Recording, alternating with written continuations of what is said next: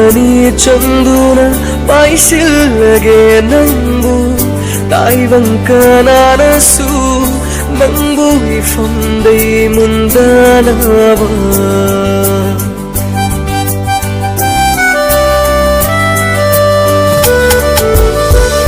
thawai mirel su konsilage nangbu koyum kanana su ukhidanaba ifamdagi aigi nungsibi nangbu fangdaba uthoglage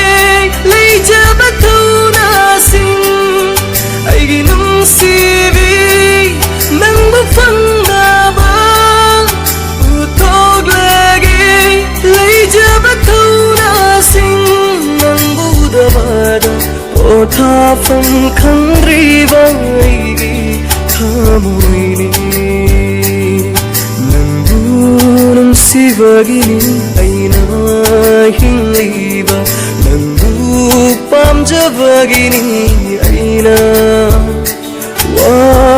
wajariba